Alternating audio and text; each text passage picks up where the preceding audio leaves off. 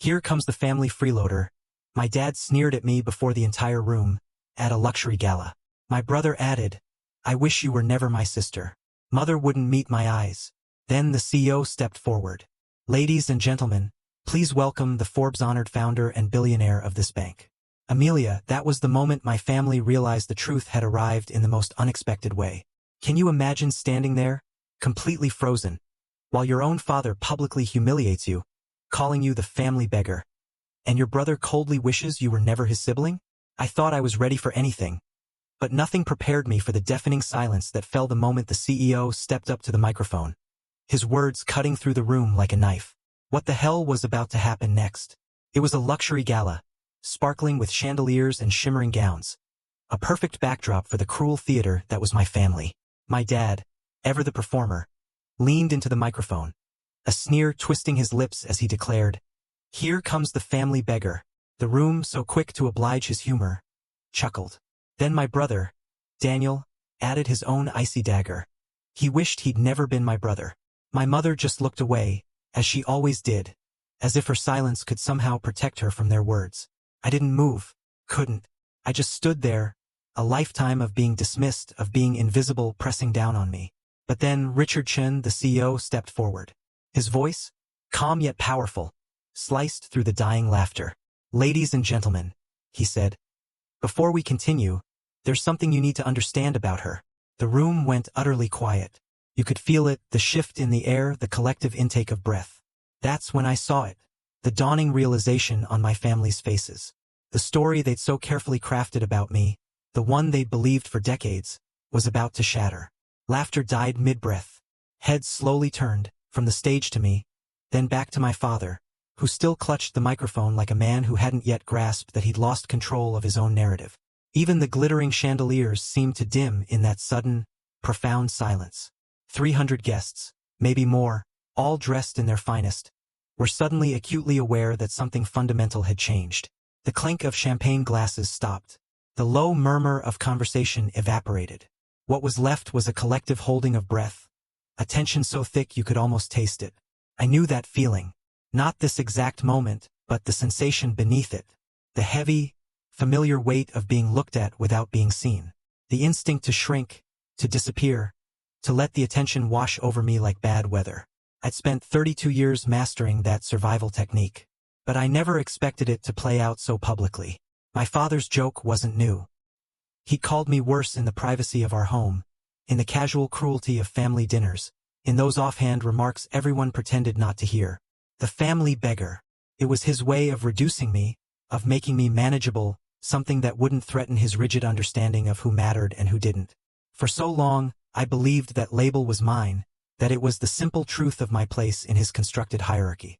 But standing there in that opulent ballroom, in a dress I'd chosen for its quiet simplicity, not its price tag, I realized something profound. That label no longer fit. Not because I had changed my essence, but because the world around me had finally caught up to who I had always been. Daniel, my brother, stood near the bar, his drink halfway to his lips, frozen in a posture of casual disdain that now looked utterly ridiculous. He had always been so comfortable, so effortlessly the favored son, his failures excused, his successes magnified. He simply didn't know how to exist in a space where his position wasn't guaranteed. My mother remained in her usual place, slightly behind my father, slightly to the side, occupying the smallest possible space. She had this incredible gift for disappearing, for being present without being noticed, for avoiding any confrontation that might have protected me. I didn't blame her anymore. I'd stopped expecting her to choose me a long, long time ago. Richard Chen, a man whose reputation was built on precision and discretion, waited at the podium with the patience of someone who understood timing better than anyone. He hadn't raised his voice. He hadn't demanded attention. He had simply spoken, and the room had responded. I knew what he was going to say. I'd known for months that this moment might come, though I had never sought it out. I hadn't planned for my family to be here, witnessing this truth emerge. I hadn't orchestrated a confrontation. I had simply lived my life, made my choices, built something that was entirely mine. And tonight, by some strange coincidence or perhaps fate, our parallel paths had finally collided. Around me, I could see the subtle recalculations happening in real time. A woman in emerald silk who had ignored me earlier now looked with renewed, almost frantic, interest. A man who had just asked my father about his golf game was now studying me with the careful attention of someone reassessing an investment. The social architecture of the room was shifting, and I was no longer standing on the crumbling foundation of my past. What truly surprised me was how little I felt. For years, I'd fantasized about this moment, imagined my family being forced to see me differently. I'd expected a rush of satisfaction, pure vindication, maybe even joy. Instead, there was this strange, profound calm, a recognition that this wasn't about revenge. It was about reality finally aligning with the truth. My father slowly lowered the microphone, his expression moving from confusion to something much harder, something that looked almost like fear. He was a man who had always controlled our family's narrative, decided who was worthy and who wasn't, built his entire identity on being the voice everyone followed. He simply didn't know how to exist in a story where he wasn't the author. Richard cleared his throat. The room leaned in, and in that clarity, that felt almost physical, I understood that everything leading up to this moment had been preparation. The years of silence, the mountain of dismissals, the slow, patient building of something entirely beyond their understanding. It had all led here, to this ballroom, to this breathtaking quiet just before the revelation. I looked at Richard, and something wordless passed between us. He understood what this moment meant to me, and I understood what it meant for him to deliver it. We had built something incredible together, trusted each other through countless decisions that shaped both our futures. He wasn't doing this for drama. He was doing this because it was true. The room waited. My family waited. And I waited too, though not for vindication. I waited for the moment when the story I had been told about myself would finally lose its power. When my father's defining words would simply dissolve into irrelevance. Richard Chun began to speak again, and for the first time in years, I let myself feel something that might have been hope. That moment stayed suspended in my mind long after the ballroom emptied. But it wasn't the revelation itself that I kept replaying. It was the crushing familiarity of what came before it. The practiced ease with which my father had wielded his mockery. The way Daniel had added his cold, instant agreement. They hadn't even needed to think about it. Dismissing me was as natural to them as breathing. My childhood was a lesson in recognizing the shape of my own absence. Not physical, no. I was always at the dinner table, always in the posed family photographs that lined the hallway of our Connecticut home. But there was another kind of absence. The kind where people look through you instead of at you. Where your voice is heard, but never truly listened to. Where your presence is acknowledged, but never valued. My father never laid a hand on me. He never even raised his voice in genuine anger. His weapon was far more refined, more insidious.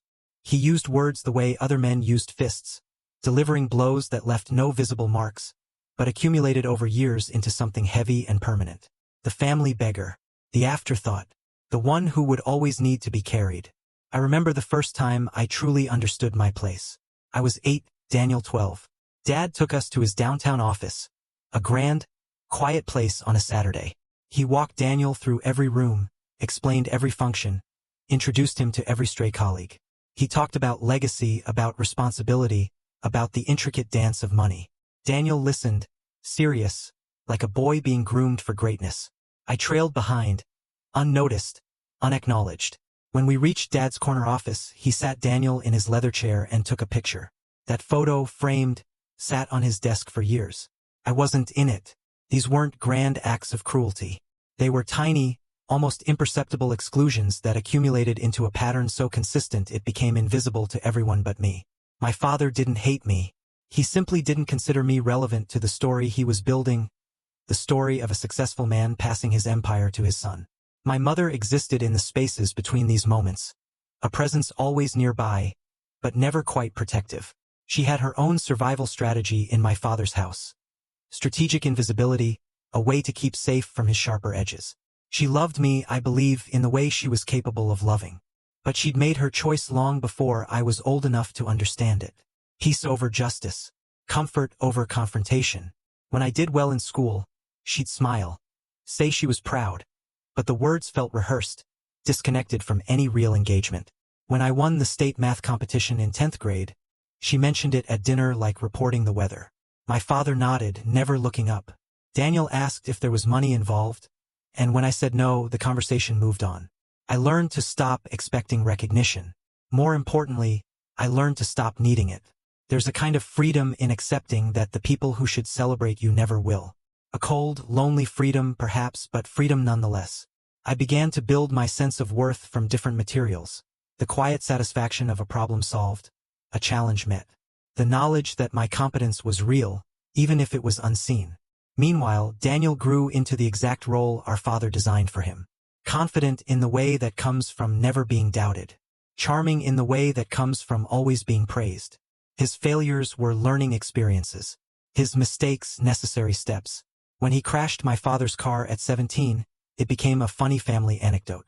When I got a B in chemistry that same year, Dad asked if I was applying myself. The disparity was so consistent, it stopped feeling like injustice. Felt like natural law. Daniel was the sun, and I was just something existing in his shadow, not by choice, but by the gravitational pull of my father's attention. I don't think Daniel was inherently cruel. He just absorbed the hierarchy he was born into and never questioned its fairness. My mother's silence, though, that was the hardest part. She saw everything, understood everything, and chose to do nothing. Sometimes, after one of my father's remarks, she'd catch my eye, and I'd see a flicker of recognition, maybe even sympathy. But she never spoke up, never intervened, never pulled me aside to tell me that what was happening was wrong. I used to wonder if she was afraid of him. Later I understood. Her silence wasn't about fear. It was calculation. She'd weighed the cost of defending me against the cost of maintaining her own position. And she'd made her choice. I wasn't worth the disruption. By the time I left for college, I was already building a separate life. A life where my value wasn't dictated by my father's assessment. I chose economics not out of passion, but practicality. It gave me tools for independence. I worked while I studied, managed my own finances, made my own decisions, never seeking approval from people who had never offered it. I didn't announce this separation. I didn't declare independence or confront anyone. I simply stopped participating in the fiction that I belonged to them in any meaningful way. I showed up for holidays because it was easier than explaining my absence. I smiled through dinners where Daniel's accomplishments were lauded and mine ignored.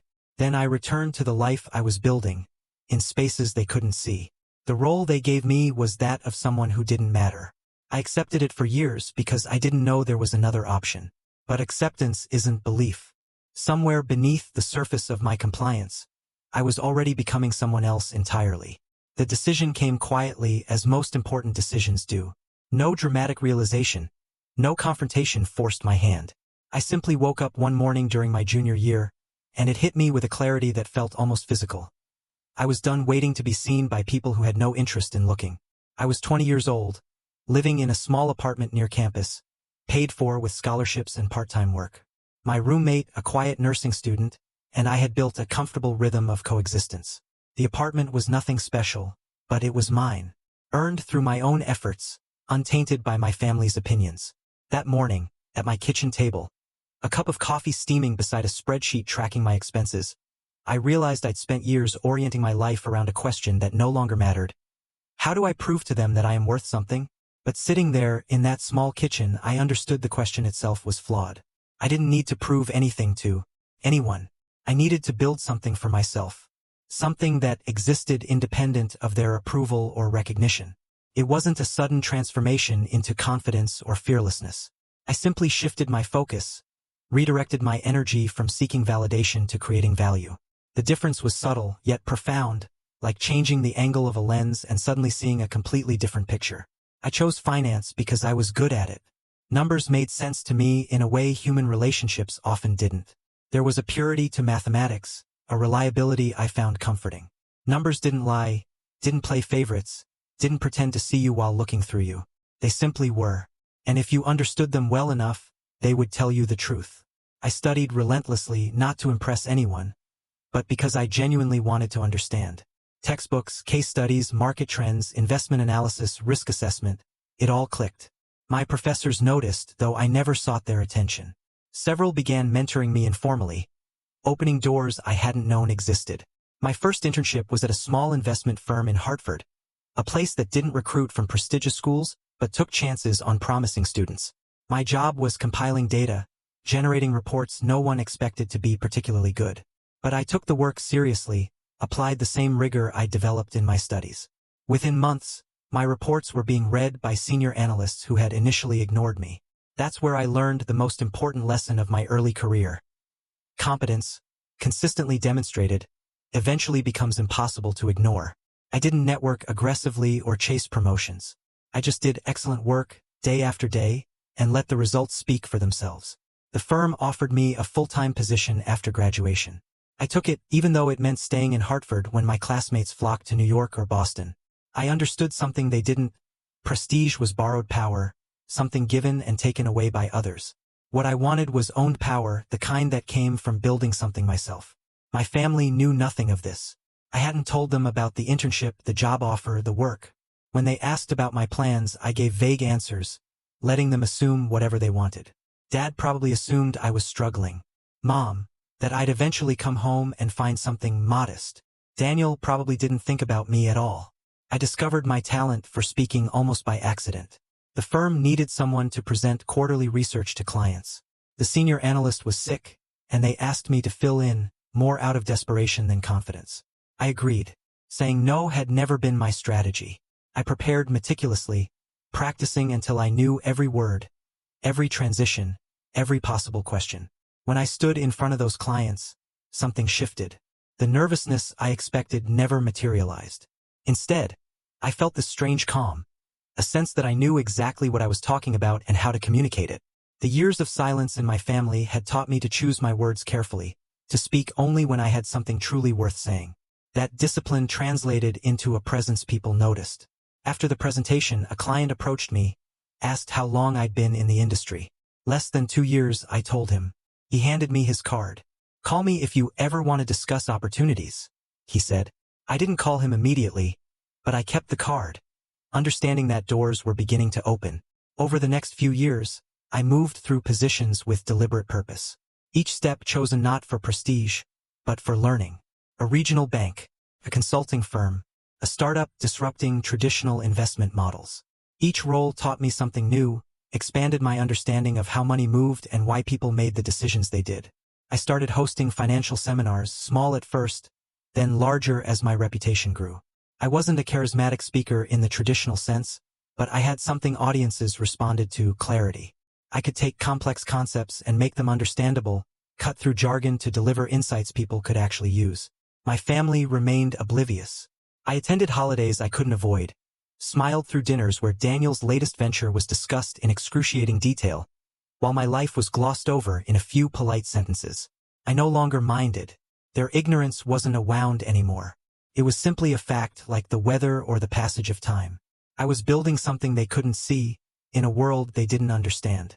And for the first time in my life, I was genuinely happy. Daniel had always been the future our family was building toward. I understood this from an age too young to articulate it, absorbed it through 1,000 small moments that communicated, without words, whose dreams mattered and whose didn't. He was 4 years older, which in childhood feels like a generation.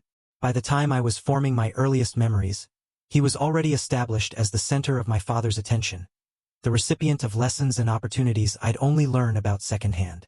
I don't remember resenting this arrangement at first. It simply was like gravity or the color of the sky, a fundamental feature of the world I'd been born into. Our father wasn't cruel in the obvious ways. He provided for us generously, ensured good schools and comfortable lives, showed up for the occasions that required his presence. But his attention was a finite resource, and he'd allocated it entirely to Daniel, leaving nothing for me except the occasional glance of mild disappointment. As if my existence was a draft he hadn't quite gotten around to editing. Daniel absorbed this attention like a plant absorbs sunlight, growing toward it, shaping himself around it. He wasn't naturally brilliant, I'd realize later, but he'd been told so often that he was exceptional that he came to believe it. And belief, in certain circumstances, can be a kind of truth.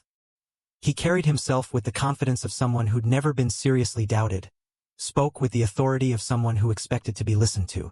Our father's plan for him was never explicitly stated, but it was always understood. Daniel would learn the family business, take over when Dad was ready to step back, and carry the family name into the next generation with the success it deserved. Every conversation, every opportunity, every introduction was oriented toward this future. I watched from the periphery as Daniel was groomed for a life of significance. He was taken to board meetings while I was in elementary school, introduced as the next generation. His grades, mediocre at best, were explained away as him being too creative for traditional academics. His failures were reframed as bold experiments. His mistakes, necessary education. When Daniel dropped out of his first semester of business school, our father called it a strategic pivot. When he spent 2 years traveling through Europe on family money, it was described as broadening his perspective. When he finally returned and announced he wanted to start his own company, my father provided the capital without hesitation, without due diligence, without the skepticism he'd have applied to any other investment. The company was a tech startup of some kind, vague in purpose, ambitious in its promises. Daniel talked about disruption and innovation, using words he'd learned from magazines and TED Talks. My father nodded along as if he understood and approved. The business model never quite made sense to me, even from my distant vantage point, but I wasn't asked for my opinion, and I didn't offer it. I'd learned by then that my assessments weren't welcome.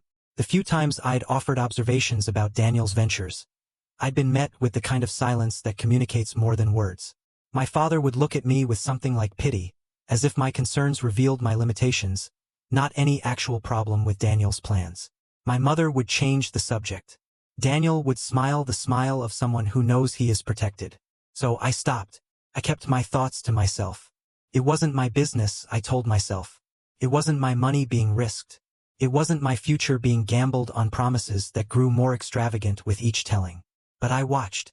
I couldn't help watching, the way you can't help watching a car slowly drifting toward the edge of the road. I saw the patterns our father refused to see. The inconsistencies in Daniel's stories, the way his explanations became more elaborate as the actual results became harder to explain. The startup burned through its initial funding in 18 months. Daniel returned to my father for more, and more was provided. The second round lasted a year. I understood what this meant, even if our parents didn't. Daniel had built nothing, proven nothing, learned nothing, except that his failures would always be cushioned by family money and family denial. He had been given every advantage and squandered them all, not through bad luck, but through the fundamental lack of discipline that comes from never facing consequences. Our father continued to defend him, to explain away the failures as the cost of innovation, to believe in a future that grew more fictional with each passing year. I think he needed to believe it. He needed Daniel to succeed because Daniel's success was his own success, his own validation, his own proof that his choices had been right. Watching this unfold taught me something valuable about the nature of privilege. It wasn't just about money or opportunity, though those mattered. It was about the stories people told themselves, the narratives they constructed to make sense of their choices. Our father had decided Daniel was the future, and he would interpret every piece of evidence through that lens, no matter how much reality contradicted his conclusions. I wasn't part of that narrative. I existed outside it, looking in, seeing clearly what those inside could not. And I understood, with a certainty that settled into my bones, that the stage being built for Daniel wouldn't hold his weight forever. No one invited me to the opportunity that changed my trajectory. I found it myself, recognized it for what it was, and walked through the door before anyone could tell me I didn't belong there. I was 28, working at a mid-sized investment firm in Boston, doing competent but not exceptional work, building a solid but unremarkable reputation. I'd been there 3 years, long enough to understand the firm's patterns and limitations, long enough to see that advancement would be slow, dependent on factors beyond my control. The opportunity appeared as a distressed asset portfolio no one wanted to touch. A small regional bank was failing, its loan book a mess of bad decisions and worse timing. Our firm was approached about acquiring some of its holdings. The senior partners looked at the numbers and saw only risk, liability, potential embarrassment. They passed. But I looked at those same numbers and saw something different. Patterns beneath the chaos. Assets that had been mismanaged, but weren't worthless. Opportunities buried under layers of incompetence and neglect. For 3 weeks, on my own time, without telling anyone, I analyzed that portfolio in detail. Built models, identified pieces that could be salvaged, pieces that should be abandoned. When I brought my analysis to my supervisor, he listened with the polite attention of someone expecting to be disappointed.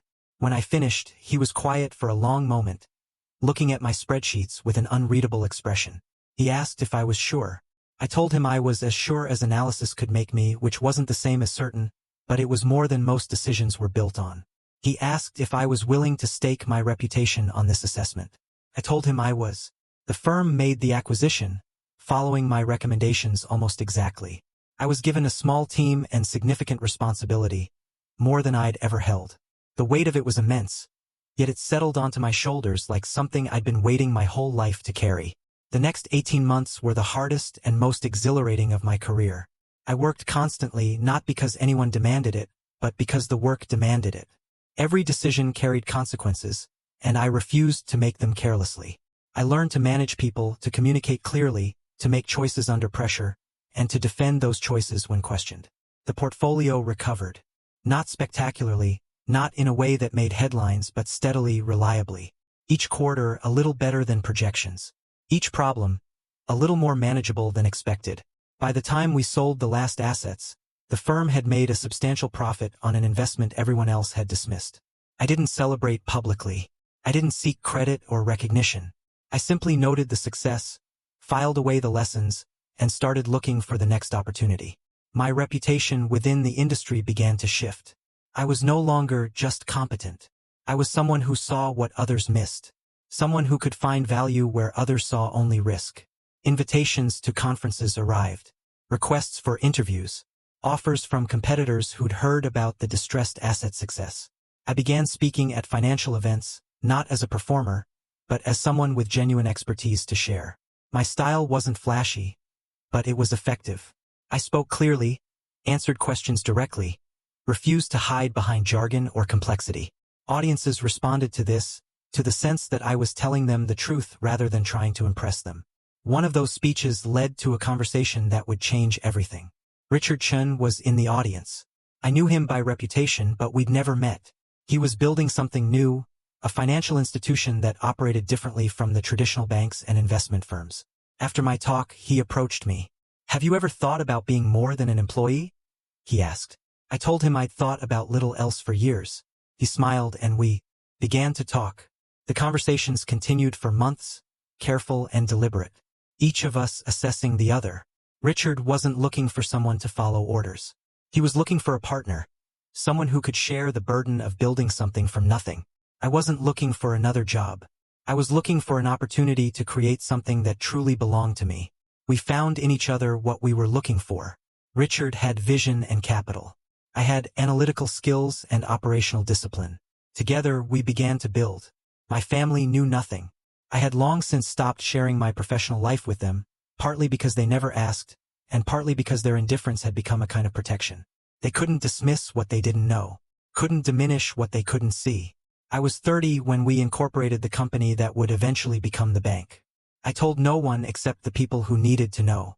The foundation was being laid, quietly and carefully, for everything that would follow. There's a moment in every builder's journey when the safety of working for others becomes a prison rather than a protection. I reached that moment on an ordinary Tuesday, sitting in a conference room, listening to executives make decisions that contradicted everything my analysis told me. And I understood. I would never be free as long as I was implementing someone else's vision. Richard and I had been planning for months, but planning isn't the same as doing. The gap between concept and execution is filled with fear, doubt, and the 1,000 practical obstacles that make most dreams die in the planning stage. I'd seen that gap claim other people's ambitions, watched talented colleagues retreat to the safety of steady paychecks. I understood why they made that choice. The unknown is terrifying, and failure isn't abstract when your livelihood depends on success. But I had already survived the worst thing I could imagine. Being dismissed by the people who should have loved me most. Compared to that, business failure seemed almost manageable. At least if I failed to build something of my own, the failure would be mine. Earned through my own choices, rather than imposed by someone else's limitations. We started small, not because we lacked ambition, but because we respected reality. The financial services industry is heavily regulated, intensely competitive, unforgiving. We couldn't compete with established institutions on their terms. So we looked for spaces where traditional players were too large or too slow to operate effectively. We found our niche in small business lending, serving entrepreneurs and shop owners who were too small for big banks to care about, but too legitimate for predatory lenders. It wasn't glamorous work, but it was necessary work. And necessity creates its own kind of value. I handled operations and risk assessment while Richard managed relationships and capital. We complemented each other in ways that felt almost designed, filling each other's gaps, challenging assumptions, building something stronger than either of us could have built alone. The early years were brutal. We made mistakes, some costly, and learned from each one. We lost clients we should have kept and kept clients we should have lost. We hired people who disappointed us and were disappointed by people we hired. The business nearly failed 3 times in the first 4 years. Each crisis required us to make choices that felt impossible until we made them. But we survived. More than survived, we grew. Our reputation for fair dealing and sound judgment spread through the small business community, and referrals began to compound. Each success led to another opportunity. Each satisfied client led to another introduction. The foundation we had built with such care began to support a larger and larger structure. I didn't attend family gatherings during this period, not out of resentment, but out of simple necessity. I didn't have time for the performance of belonging, for the smiles and small talk that accomplished nothing. When my mother called to ask why I'd missed Thanksgiving, I told her I was working. She didn't ask what I was working on. This was fine. This was, in fact, exactly what I needed. Their continued indifference meant I could build without interference, grow without the weight of their opinions. They had written me off years ago, and their dismissal had become a gift. A freedom to become someone they wouldn't recognize. The company grew. We expanded from small business lending into other services. Each new offering built on the foundation of the one before. We developed technology that made our processes faster and more accurate. We invested in people who shared our values, built a culture that attracted and retained talent. By my 35th year, we were no longer small. We weren't yet a major player, but we were significant enough to be noticed, successful enough to be studied. Financial publications began writing about us, asking how we had grown so quickly in a sector dominated by giants. I declined most interviews, preferring to let the work speak for itself. Richard insisted on one profile, arguing that visibility would help us attract better partners and more sophisticated clients. I agreed reluctantly, and the article that resulted was thorough and fair. It described our journey, our philosophy, our success. It mentioned me by name and described my role in building the company. I wondered, reading that article, if anyone in my family would see it. I wondered if it would change anything, if recognition from strangers could somehow translate into recognition from the people who had known me longest. But even as I wondered, I knew the answer. My family didn't read financial publications. They didn't follow industry news. They lived in a world where Daniel's continued failures were explained away and my absence was barely noticed. An article wouldn't change that. Nothing would change that except direct confrontation. And direct confrontation wasn't what I wanted. What I wanted was simpler and more profound. I wanted to build something that would stand regardless of whether they ever acknowledged it. I wanted to prove, not to them but to myself, that their assessment of my worth had been wrong from the beginning. And standing in the office we had built, looking at the team we had assembled, knowing what we had created together, I understood that I had already succeeded. The invitation to the gala arrived on a Thursday afternoon, delivered by courier to my office in a cream-colored envelope with embossed lettering. The annual Hartford Financial Summit. I'd attended many times over the years, sometimes as a speaker, sometimes a sponsor, always as someone who belonged in the room. This year was different. This year, the invitation came with a request. Would I be willing to be honored as one of the summit's distinguished leaders in innovation? The recognition came with responsibilities, including a prominent seat at the gala dinner and mentions in the evening's program. I agreed because refusing would have required explanations I didn't want to give. The summit was important to our industry, and visibility at this level would benefit the company. My personal discomfort was irrelevant to those calculations. What I didn't anticipate was the phone call from my mother 2 weeks later. She called my office directly, an unprecedented act. She asked if I'd heard about the Hartford Summit. I said I had. She said my father had been invited as a guest of one of his business associates, and the whole family was planning to attend. I felt the collision coming before she finished speaking. 2 worlds that had existed separately for years were about to intersect, and there was nothing I could do to prevent it. My mother asked if I would be there too. I said I would. She said that was nice, that it would be good to see me, that perhaps we could all sit together.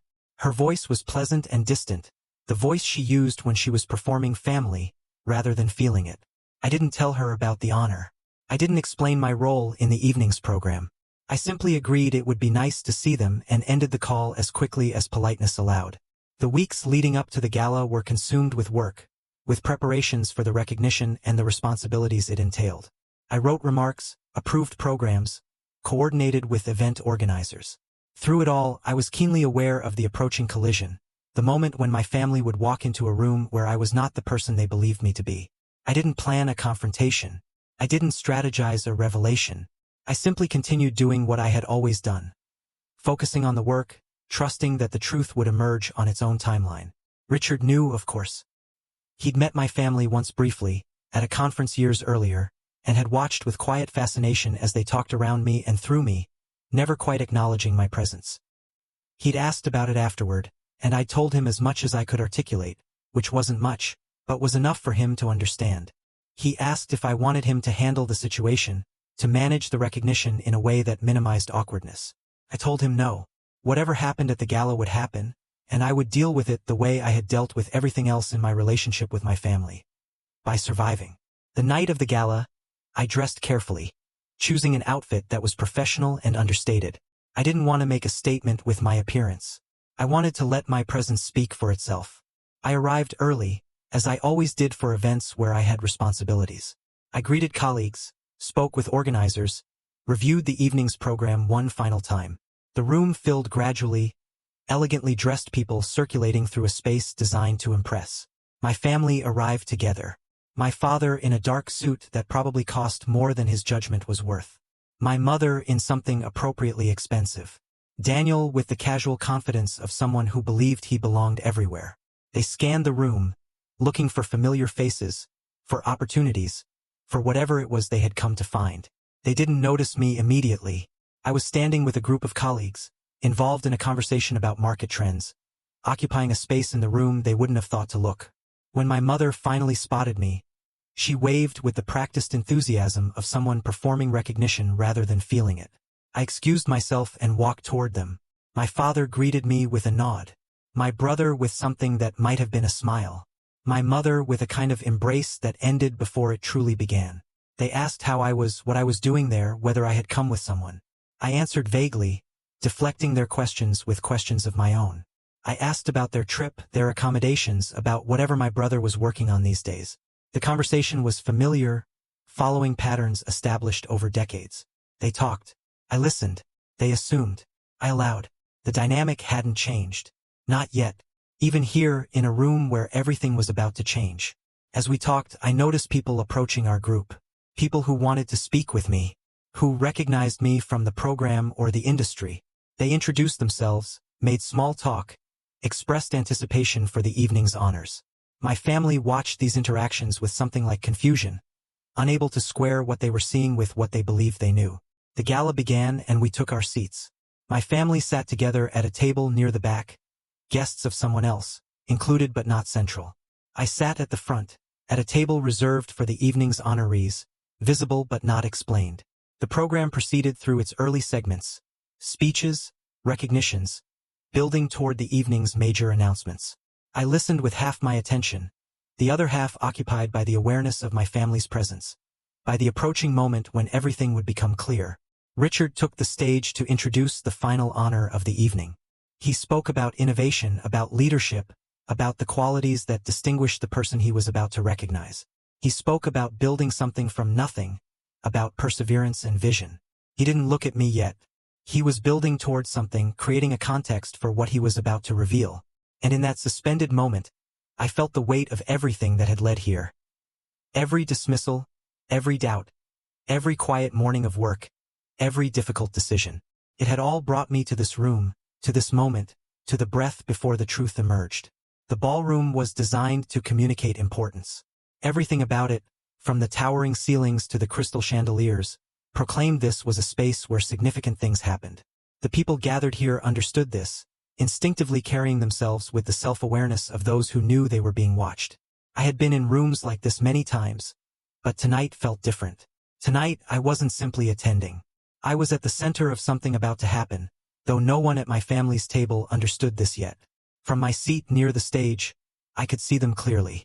My father was leaning toward the man next to him, talking with the animated authority he deployed in social situations. My mother was smiling at something someone had said, her practiced charm seamlessly activated. Daniel was looking at his phone, performing boredom the way he had learned to perform everything. They didn't look in my direction. I was seated too far away, at a table they hadn't examined closely, among people they didn't know. Their assumption that I was somewhere in the back, as peripheral here as I had always been in their lives, remained intact. The evening proceeded through its scheduled elements. Speeches were delivered. Awards were presented. Applause rose and fell in predictable waves.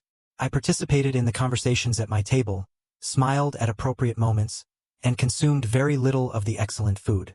My stomach was too unsettled for eating, though not from nervousness. It was anticipation, the body's recognition that something significant was approaching. Richard caught my eye from across the room and gave me a small nod. We had discussed this moment, what he would say and how he would say it. He understood the personal stakes for me, though I had tried to minimize them in our conversations. He was a perceptive man, and he had seen enough of my family to draw his own conclusions. The program moved toward its finale. The Master of Ceremonies announced the final recognition of the evening, the honor for distinguished leadership in innovation. Richard rose and walked to the podium with the deliberate pace of someone who knew how to command attention. He began with general remarks about the industry, about the changes that had transformed financial services, about the leadership that had made those changes possible. His voice was calm and authoritative, carrying easily through the room's excellent acoustics. I watched my family as Richard spoke.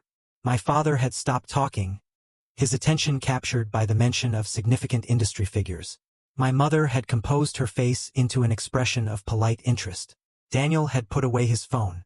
Richard began to describe the person he was honoring. He spoke about analytical brilliance, about the ability to see opportunities where others saw only risk. He spoke about operational discipline, about building systems that could scale without losing integrity. He spoke about quiet determination, about years of work conducted without fanfare or self-promotion.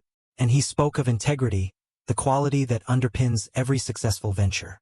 I saw my father nod approvingly at these descriptions, appreciating the qualities being honored without connecting them to anyone he knew. Richard spoke about the company we had built together, though he didn't name it yet. He described its origins, its growth, its impact on the small businesses it served. He spoke about the principles that guided our decisions, about the culture we had created, about the team that had made everything possible. My brother leaned over and said something to my mother. I couldn't hear the words, but I could guess the content. Wondering who this paragon was, perhaps speculating about connections that could be made. Richard paused. The room was fully attentive now, everyone waiting for the name that would complete the picture he had been painting. That was when my father made his joke. He leaned toward his table companion, probably intending a private comment, but his voice carried farther than he expected in the quiet room. Well, he sneered. Let's hope this isn't another family beggar type. The people at his table laughed. The tight, obligated laughter of those who feel they must appreciate a powerful man's humor. My brother added something about never being related to someone like that, his voice cold and casual. My mother said nothing. She looked down at her plate, the same avoidance she had practiced throughout my childhood. The words reached me clearly, cutting through the room's anticipation. I felt the familiar weight of them, the practiced dismissal that had shaped so much of my life. But this time the weight landed differently. This time I knew what was coming next. Richard had heard too. I saw his expression flicker, saw him process what had just happened, and decide in that instant to continue exactly as planned. Ladies and gentlemen, he said, his voice slightly louder than before. Before we continue, there's something you need to understand about the person I'm honoring tonight. The room went very quiet. Even the ambient hum of 300 people seemed to suspend itself. Richard looked directly at my family's table, then at me, then back at the assembled crowd. The woman I'm about to recognize has built something extraordinary through her own vision, her own discipline, and her own determination. She has never sought recognition. She has never demanded acknowledgement. She has simply done the work, year after year, decision after decision, until the work itself became impossible to ignore. I rose from my seat and walked toward the stage. That movement drew every eye in the room, including those of my family. I watched their faces as recognition began to dawn, as they connected the woman walking forward with the daughter and sister they had dismissed for 3 decades. My father's expression shifted from confusion to disbelief. My mother's hand rose to her throat in a gesture that might have been surprise, or something else entirely. Daniel's face went through a series of emotions too quickly to catalog. Richard extended his hand to help me onto the stage. I took it, steadied myself, and turned to face the room. Allow me to introduce Richard said, his voice ringing out. The Forbes-honored founder and majority owner of this institution, my partner, my colleague, and one of the finest financial minds I have ever known. Amelia. The applause began, but I barely heard it. My eyes were fixed on my family's table, watching the moment when the story they had believed about me collapsed into irrelevance. The applause continued, but time had fractured into something strange and elastic. I stood on the stage beside Richard, looking out at a room full of faces, but the only faces I truly saw were the three at that table near the back. The three who had spent my entire life teaching me that I was less than, smaller than, other than. My father's expression had frozen into something unreadable. He was a man who prided himself on composure, on never being caught without the right word or appropriate response. But Richard's announcement had stripped that composure away, leaving behind a blankness that might have been confusion, or might have been the beginning of understanding. My mother's hand was still at her throat. She looked at me the way you might look at a stranger who suddenly revealed themselves to be someone you once knew, someone you had forgotten or never quite noticed. There was recognition in her eyes, but it was fighting against something else, something that looked almost like grief. Daniel had recovered more quickly than either of them, his face arranging itself into an expression I knew well. It was the expression he wore when reality contradicted his assumptions, a kind of dismissive skepticism that allowed him to reject what he was seeing rather than adjust his understanding. I didn't speak immediately. The moment was too significant to rush, too weighted with years of silence to fill with hasty words. I let the applause continue. Let the room's attention settle around me like a garment. Let the truth of my presence on that stage become undeniable. Richard stepped back, giving me the podium and everything it represented. His role was finished. What happened next was mine alone. I had prepared remarks, of course. Careful words about innovation and partnership, about serving underrepresented communities, about the principles that guided our work. But standing there, looking at my family, I understood those prepared words were insufficient. I spoke instead from something deeper, something I had been carrying for 30 years. I learned early in my life, I began, my voice steady in a way that surprised even me, that worth is not always recognized by those closest to us. I learned that families can love us and still fail to see us, can provide for us materially while starving us in other ways. The room was absolutely silent. I was not following the expected script for an acceptance speech, and everyone sensed that something more personal was happening. I built this company, I continued, not to prove anything to anyone. I built it because I saw a need and believed I could address it. I built it because the work was meaningful and the challenge was worthy. I built it because I wanted to create something that was mine, something that could not be given or taken away by the opinions of others. I didn't look directly at my family's table. I didn't need to. I knew they were hearing every word, understanding every implication. But I would be lying if I said the dismissals of my past had no effect on me. I would be lying if I said I never wondered whether the people who should have believed in me were right, whether I was truly as insignificant as they seemed to think. The admission hung in the air, more vulnerable than anything I had ever said publicly. What I learned is that other people's assessments are not the truth. They are opinions, shaped by their own limitations and biases, their own fears and failures. The truth is what you build. The truth is what you do when no one is watching, when no one is applauding, when the only recognition comes from your own knowledge that you have done something well. I paused, gathering myself for what came next. Tonight, I accept this honor with gratitude and with humility. I accept it on behalf of everyone who has been dismissed by those who should have supported them. Everyone who has been underestimated by those who should have recognized their potential.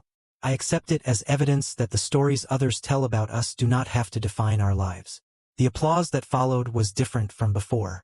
It was deeper, more sustained, carrying an emotional weight that transcended the usual polite appreciation. People were standing now throughout the room, responding to something they had felt in my words. I looked at my family's table for the first time since I began speaking. They were not standing. My father remained seated, his face still locked in that unreadable expression.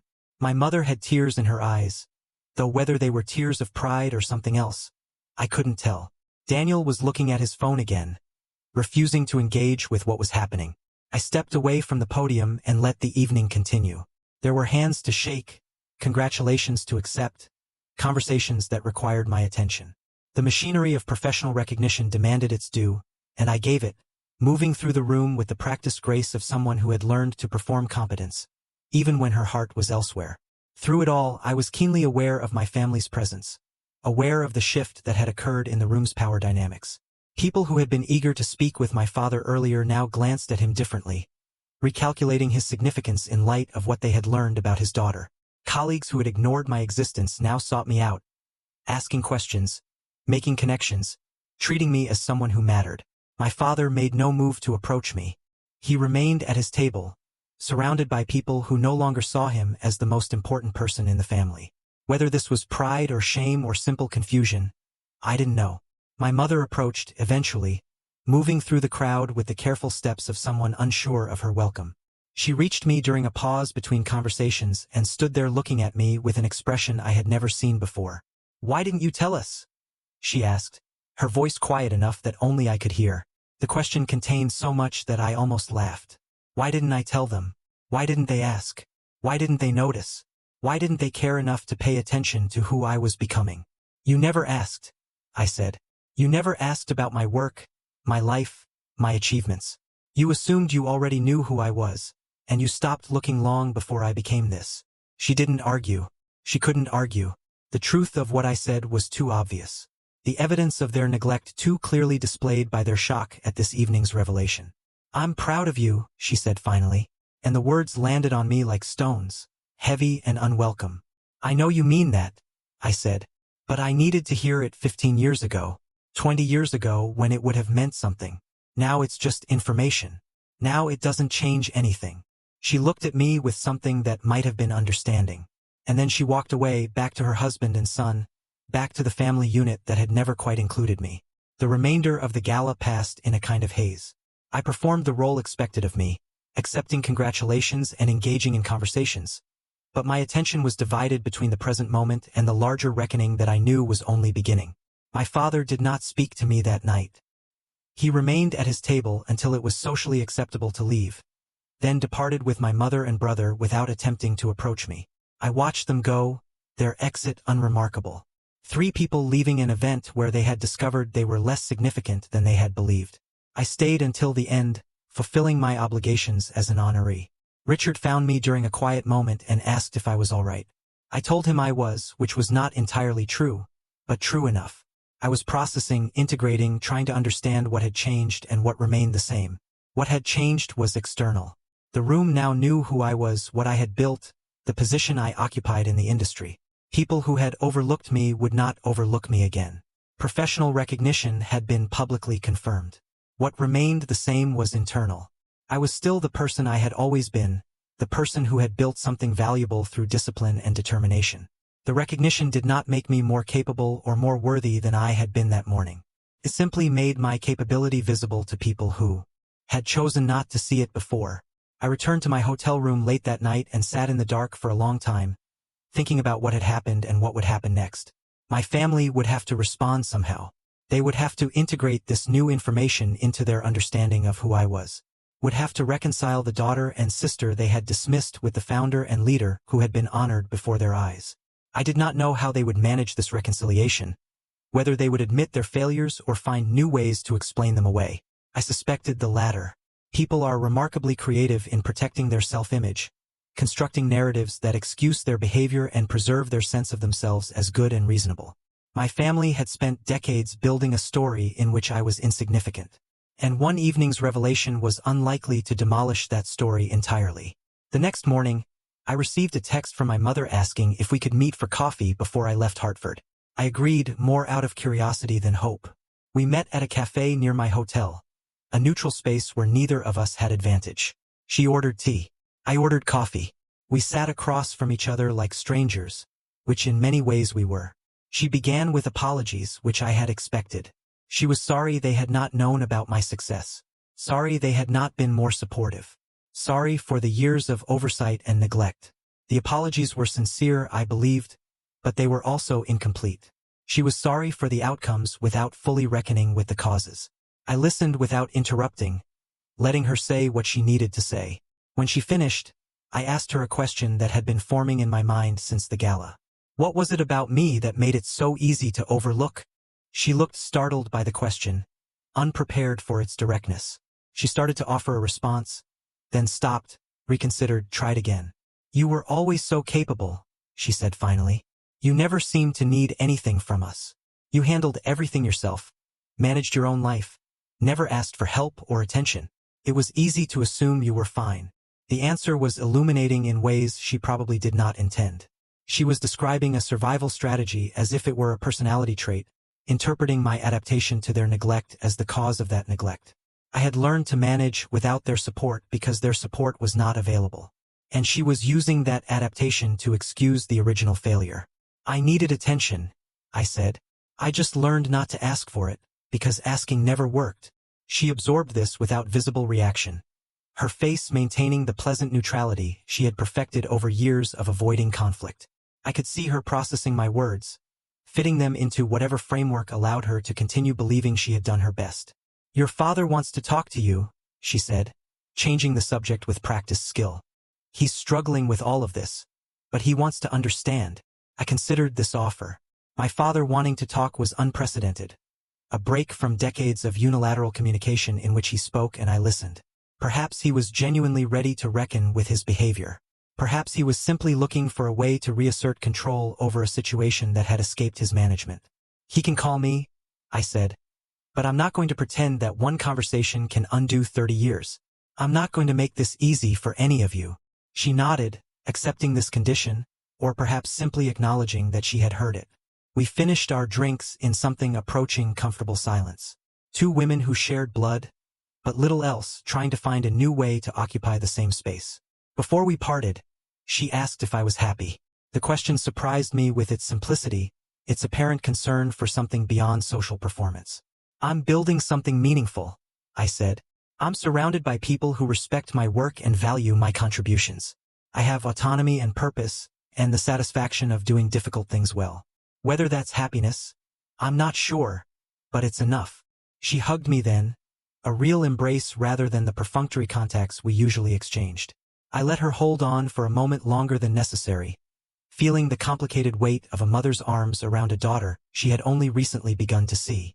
Then I walked away, back to the life I had built, leaving her to find her way back to the family that would now have to reconfigure itself around a truth they had ignored for far too long. The weeks following the gala brought changes I had anticipated and changes that surprised me. The anticipated changes were professional. New partnership inquiries, speaking invitations, media requests, the inevitable attention that follows public recognition. I managed these through our communications team, accepting some opportunities and declining others based on strategic value rather than personal preference. The surprising changes were personal, specifically the ways my family attempted to rebuild connection after decades of neglect. My father called as my mother had predicted. The conversation was awkward and halting. Two people trying to communicate across a distance that had grown too large for casual bridging. He asked about the company, about my work, about the details of a life he had never bothered to learn. I answered his questions with the same brevity I had always used with him, providing information without elaboration. He did not apologize directly. That was not his way. Instead, he expressed something that might have been admiration mixed with something that might have been regret. He said he had underestimated me, which was the closest he could come to admitting he had been wrong. He said he wanted to do better, which was a promise that carried no specific commitment. I told him I appreciated the call. I did not tell him it changed anything because it did not. Words spoken after 30 years of contrary action are just words. They carry no weight against the accumulated evidence of behavior. Daniel called, too, which surprised me more than our father's call. He had always been comfortable in his role as the favored child, secure in his position at the center of our family's attention. The revelation at the gala had disrupted that security, and I could hear in his voice the disorientation of someone whose map no longer matched the territory. He asked if we could meet, just the two of us, to talk. I agreed, partly because I was curious about what he would say, and partly because refusing would have required energy I preferred to spend elsewhere. We met at a restaurant in Boston, neutral territory for both of us. He was already seated when I arrived, looking older than I remembered, the confidence I had always associated with him seeming thinner, more fragile. He started by congratulating me on the recognition, which felt performative but was probably sincere. Then he asked questions about the company, about how I had built it, about the decisions that had shaped its growth. His questions were intelligent, more intelligent than I had expected, and I found myself providing more detailed answers than I had planned. Eventually, he asked the question I had been waiting for. Why didn't you ever tell us? I considered various responses. I could have been kind, could have softened the truth into something easier to hear. But Daniel had spent our entire lives benefiting from softened truths, and I decided he deserved the unfiltered version. Because you never asked, I said. Because every time I tried to share something about my life, you changed the subject or looked at your phone or made it clear that my accomplishments were not interesting to you. Because I learned early that I was not important enough for your attention. And I stopped trying to earn something that should have been given freely. He received this without visible defensiveness, which surprised me. I had expected him to argue, to explain, to defend himself the way he had always defended himself. Instead, he sat with my words, letting them land. I was a terrible brother, he said finally. Yes, I agreed. You were. I don't know how to fix that. You probably can't, I said. Some things, once broken, don't repair. The best you can do is not break them further. He nodded, accepting this assessment with more grace than I had anticipated. Perhaps the years had changed him more than I realized. Perhaps the gala had forced a reckoning he had needed but never sought. We talked for another hour, the conversation gradually shifting from the weight of our history to lighter topics. He told me about his current work, a consulting business that was modest but stable. He had learned, he said, that he was not cut out for the entrepreneurial risks he had once attempted. He was better suited to supporting others' visions than creating his own. This admission represented a kind of growth I had not expected from him. The Daniel I remembered would never have acknowledged his own limitations, would have reframed every failure as a strategic choice. This Daniel seemed more realistic, more grounded, more aware of who he actually was rather than who he had been told he could be. We parted with something that felt almost like warmth, though I was careful not to mistake a single good conversation for a transformed relationship. The patterns of 30 years would not dissolve overnight, but it was a beginning, the first authentic exchange I could remember having with my brother. In the following months, I maintained contact with my family in ways I had not done before. Not frequent contact, not intimate contact, but more than the minimal engagement that had characterized our relationship for years. I spoke with my mother occasionally, exchanged messages with Daniel, accepted invitations to holiday gatherings that I had previously declined. The gatherings themselves were different now. I was no longer invisible, no longer talked around and through. My opinions were solicited, my contributions acknowledged. The family dynamic had shifted, though whether this was genuine change or performance remained unclear. I did not fully trust the transformation. Too many years of contrary evidence made trust difficult. But I was willing to observe, to test, to see whether their altered behavior would persist or eventually revert to familiar patterns. What I noticed most was not their changed treatment of me, but my own changed relationship to their treatment. I no longer needed their recognition. The years of building something independent had freed me from that need. Their acknowledgement was pleasant but not essential, appreciated but not required. This freedom was the most valuable thing I had gained from the entire experience. Not the company, not the recognition, not the vindication at the gala. The freedom to define my own worth independent of their assessment. The freedom to choose connection without desperation, to accept relationships without dependency. I had arrived somewhere finally. Not at triumph, not at revenge, but at a kind of peace that had nothing to do with their opinions and everything to do with my own understanding of who I had become. I did not win anything that night at the gala. Winning implies a contest, and I had stopped competing with my family's expectations years before the revelation that finally made my success visible to them. What happened in that ballroom was not victory. It was simply truth, finally spoken aloud in a space where it could not be ignored. The months since that night have been full of the ordinary work of continuing to build. The company grows, faces challenges, adapts, grows again. The cycle of business does not pause for personal revelations, and I would not want it to. The work is what matters, has always been what matters. The recognition was a moment. The work is a lifetime. I think often about what family means and what it should mean. I grew up believing that family was the people you were born to, the people who shared your blood and your name and your history. I believed that belonging to them was automatic, that their love was guaranteed, even when their attention was not. I no longer believe this. Family, I have come to understand, is not simply a matter of genetics. It is a choice, renewed constantly through action. It is the people who see you and value you, who show up when showing up is difficult, who invest in your flourishing without expecting return. By this definition, my biological family had failed me for decades. While the family I built at work, the colleagues who trusted me and the partners who supported me, had succeeded beyond anything I had known before. This does not mean I have abandoned my parents and brother. The connections of blood carry their own weight, their own obligations. I maintain those connections, participate in the rituals of family, and show up for the occasions that require my presence. But I no longer seek from them what they cannot provide. I no longer measure my worth by their acknowledgement or their absence of acknowledgement. My father has not fundamentally changed. He is still the man who used words as weapons, who distributed attention according to calculations I never understood, who built a hierarchy in our family with himself at the top and me at the bottom. The gala shook that hierarchy but did not demolish it. He has found ways to incorporate my success into his self-narrative. Ways that minimize his own failures and maximize his genetic contribution to my achievements. This is what people do. This is what he has always done. My mother remains who she has always been. A woman who chose peace over justice and cannot quite understand why that choice had costs. She is proud of me now, she says, and I believe her. But her pride carries the asterisk of its lateness, the qualification of its conditions. She is proud of me because I have become somewhat impressive. She was not proud of me when I was simply her daughter, working hard and growing quietly, seeking a recognition she did not think to offer. Daniel has surprised me most. The brother who dismissed me so casually at the gala has become someone more thoughtful, more humble, more aware of his own limitations. Whether this change is permanent remains to be seen, but I have allowed myself to hope that the person he is becoming might be someone worth knowing. I do not regret the years of invisibility.